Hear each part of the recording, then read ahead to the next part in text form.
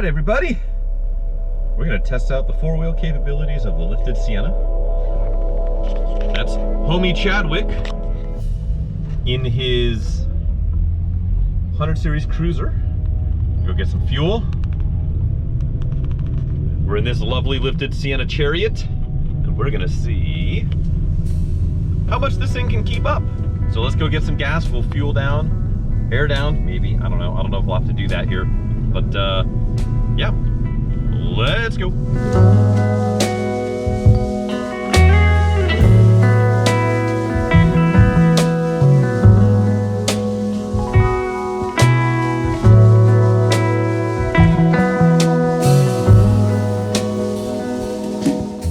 Hello! Frank here again, and I am in one of my own personal vehicles today, and I just wanted to take a moment of living with a lifted minivan, specifically a lifted second-gen Toyota Sienna all-wheel drive. Hot take alert, I'm going to make the case that a vehicle such as this, a lifted Toyota Sienna all-wheel drive, is a dollar for dollar, is a better camping rig, overlanding rig, outdoorsy rig than a Vanagon Synchro or a Eurovan. Let me tell you why. So I have had this car personally for roughly 6 years. I bought it with just under 200,000 miles. It now has 234,000 miles and change. And in that time, I added the lift kit. It is a 3.5-inch suspension lift from the folks at Journeys Off-Road out of Arizona. They make a lift kit for this. They make a lift kit for the Previa. They make a lift kit for the Astro and Safari vans. I believe early, BMW Minis. They make lift kits for a few other things, all of which are quirky and unusual and things you don't normally think of seeing or having lifted. This van is just that. So I have had roughly 35,000 miles on it with the lift kit, and I have some thoughts. And again, I will bring it back to why I think this is kind of a good purchase if you want to get into the overlanding, car camping, van life scene, because it's one that kind of nobody thinks about, right? You think of just that, like a Eurovan, if you're going to be mostly on-road. If you want to go do the off-road component, then you're looking at a Vanagon Synchro, which, like this van, is all-wheel drive, does have a little bit more ground clearance than a typical van does, and can go down some soft dirt roads or some trails and do the car camping thing excellently. So how does a lifted Sienna do off-road? Better than I would have anticipated. The all-wheel drive system on this, and I believe for the first few years, 04, 05, 06, on these Siennas, is actually pretty good. It's generally a 50-50 split, much that you would see in more like a Subaru system. Not exact, but it's a 50-50 split versus the later ones, and most front-wheel drive based all-wheel drive systems are always front-wheel drive until there's a little bit of slip, then it sends it to back. Not on this van. This van, it's primarily a 50-50 split, and it is not traction limited. I have not gotten in a situation where I've been wanting for traction in this van. Where you get in trouble is its wheelbase is fairly long, and yes, it has decent ground clearance, but not a tremendous amount of ground clearance. So you can get hung up and high-centered in situations. So beware of that. I found myself when I took this on an off-road park out in Carnegie here in California, Carnegie Off-Road OVH park here, or OHV I should say. I found it at times getting high-centered. It was great going through mud puddles. I was able to splash through a very large swath of mud that was there simply to splash around and play in. And it tackled that without issue. Moderate hill climbs, as long as there wasn't anything to get high-centered on, was great. Dirt trails, all of that, excellent. This van has been great in those scenarios.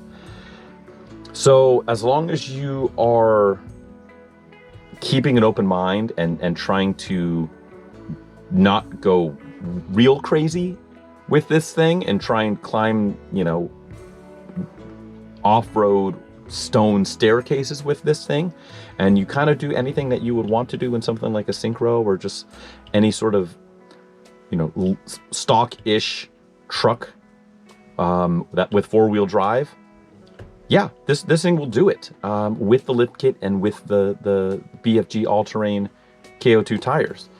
Where I think this vehicle is better than something like a Vanagon, first off, is price and availability. You can get yourself a 2004, 2005, this particular model is a 2004, but you can get a 2004 or 2005 second generation Toyota Sienna, such as this, with some miles on it for, I paid, I believe, $3,100 for this van about 6 years ago. Now that was a good deal, and I got a good deal on it because it had a lot of miles. It had a check engine light, which turned out just to be a stuck thermostat. It had a couple of nagging issues. Both the cables and both power doors do not work. But this is a nearly completely spec'd all-wheel drive minivan, and I got it for a sneeze over $3,000. Typically, you can get a pretty nice one for $5,000 to $6,000 with lower miles, everything working on it, maybe like a backup camera, navigation, which the navigation you're not going to use because it's garbage at this point. But point being is you can get a really optioned minivan for deeply, deeply, deeply under $10,000. And then if you add in the lift kit, which was about $750, add to it labor if you're not going to do the labor yourself, maybe another $500 to $1,000 depending on where you're at and who you're going with. Add another, say, $1,000 in tires. So these are the BFG all-terrain KO2 tires. I don't remember the metric sizing off the top of my head, but it roughly works out to a 29.5-inch tire, which is absolutely all the tire you can get into this thing. Wheel spacers, front and rear. I've got 1-inch wheel spacers in front, 1.5-inch wheel spacers in back to bring the wheels out a little bit, make it a little bit less topsy-turvy, whatever you want to call it. And also pulls the front tires away from the body of the strut a little bit, because in the front, without the 1-inch wheel spacers, the KO2 tires are so chunky they were actually contacting the body of the strut. This is all much to say you add all that together, you can have a rig like this with Toyota reliability, with reasonable ground clearance, actually pretty decent all-wheel drive system and brand new KO2 tires for under $10,000 all day long.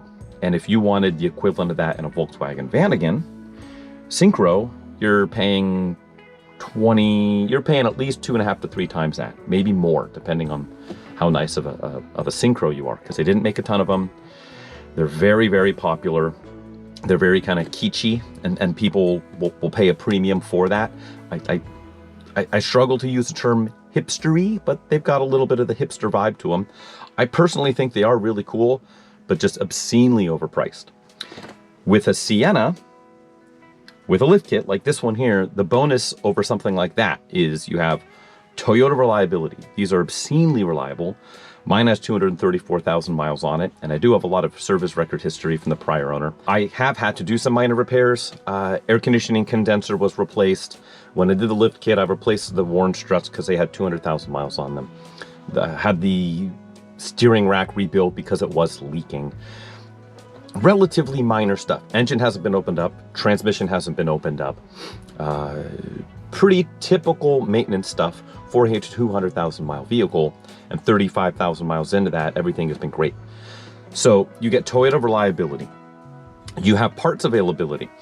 Any part almost ever made is available for this part, either OEM, used if you're talking about body componentry. You can get fenders and hoods and bumper covers for this thing all day long from every pick and pull ever for pennies on the dollar. You can get aftermarket maintenance parts from Rock Auto for really cheap, or any other online or in-person parts retailer. So you have that going for it. And you have usability. By that I mean the engine and transmission are modern. And they feel modern, they make modern power. You can easily keep up with modern traffic. You don't have to worry about any special cold start procedure or anything like that. And it's just a much more usable vehicle in the day-to-day than something like a Vanagon is, or especially a Vanagon Synchro, where they're grossly underpowered. They don't have some of the everyday amenities that tend to be what you want if you're going to double duty your vehicle. You can have this as a daily driver and use it as your car camping adventure vehicle on the weekend, and throw all the kids in it to get them all over the place, and do so safely. This car has modern safety tech. A front-end collision in a Vanagon is kind of a nightmare. If you're comfortable with living that nightmare, then so be it. But if you want to haul the family around in something that has actually some worthiness, something like this with modern airbags, side, front, the works, again, for a much lower cost than something like a Vanagon Synchro is, then great. The interior is actually more usable day to day. You don't have this big hump in the rear where you are keeping engine componentry and stuff. You have a third row that folds down flat into the floor, so you can have it go away. You can have it pop up. When it's popped up, you've got a nice storage area in the rear. You can fold part of it down if you want, right? You can have half of it down to fit in camping gear, and you can have, it's a 60-40 split. You can have the other part up if you need to carry more people. The center row flips out of the way, super easy to get to the rear if you need to. If you want to take those seats out, they come out very easily. You can take them out and set them around the campfire if you want, and then sleep in the van. It's got a roof rack. You want to do the whole rooftop tent camping thing, you are welcome to do so. It's just more modern and more usable, and there's a reason why the layout of a Vanagon and the like aren't used. So if that is the case, what is the Vanagon better at? Well, as I said, it's more hipster, and in a way it's more cool, right? Like if you're looking at a Toyota Sienna or a Volkswagen Vanagon, the Vanagon's going to be cooler almost 100% of the time. The only difference there is if you have a lifted Toyota Sienna. You get to tell people you have a lifted Toyota Sienna and watch their ears perk up or their eyes roll, or they have them grill you endlessly about what the hell that is and why in the world you would consider doing such a thing, which is fun in itself. So is there an argument to be said that a lifted Toyota Sienna with BFG all-terrains on it is more interesting than a Volkswagen Vanagon Synchro? You can make that argument, but I think ultimately the car guy answer is yes, a lifted Toyota Sienna is fantastic and a ridiculously poor idea, and glad that somebody like me went ahead and did such a thing. However, probably the Vanagon is the more quote-unquote cool car. And beyond that, the Vanagon does also, if you have a Westie, you've got the pop-up top, so that's fun. Could you replicate that with a rooftop tent? Yeah, probably. There's going to be aerodynamic penalties and weight penalties for a rooftop tent stuck on the top of a Sienna. However, yes, having the pop-up top and potentially a sink and some other things on the interior of a Westie is more interesting, and purely for the camping component of it, more usable. However, that's kind of it. It's the Vanagon's probably, a Vanagon Synchro is more interesting, and people kind of know what you're about if you tell them that you have a Vanagon Synchro. Some camping utility and overlanding utility, the Vanagon's gonna have an edge in. But if you look at everything else, you look at dollar for dollar, you know, what a lifted Sienna build like this will cost somebody versus a reasonably nice and reasonably decent Vanagon, you know, there's a difference there, and the price difference is not inconsequential. So based on all of that, I am going to die on this hill and say that yes, dollar for dollar, a second-gen Toyota Sienna all-wheel drive with a lift kit and chunky tires is a better purchase and a better build than just a Volkswagen Vanagon Synchro. And if I'm wrong, I'm wrong.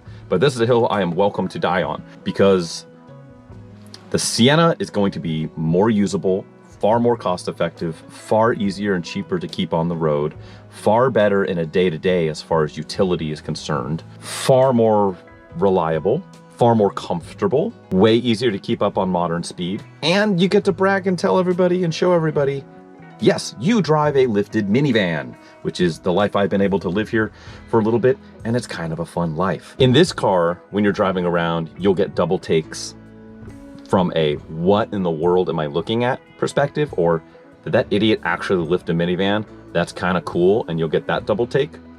Versus a van again, you'll get the double take and the thumbs up from car people stuff.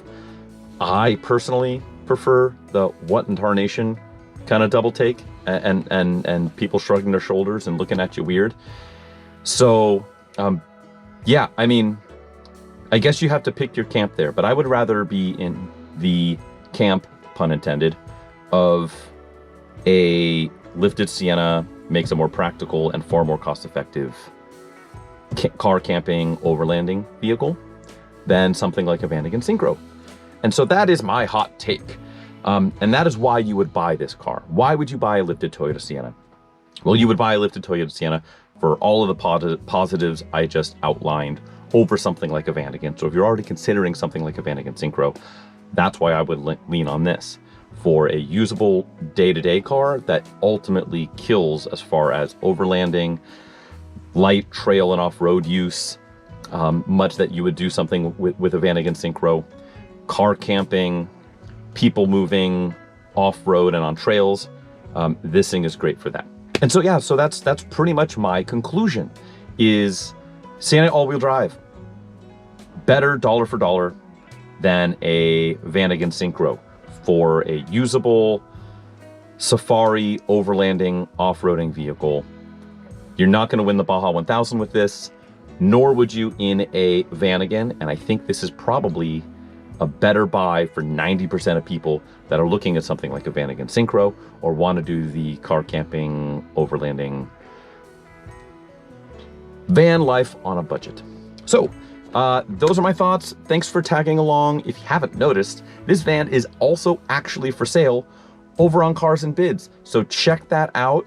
I'll make sure there's a link in the description below. I'm going to try and have this video go live right when the video does. So keep an eye out for that. If you want to buy this particular one, feel free to do so. It's not perfect, but it's perfectly fun. And thanks for tagging along and following along. Cheers.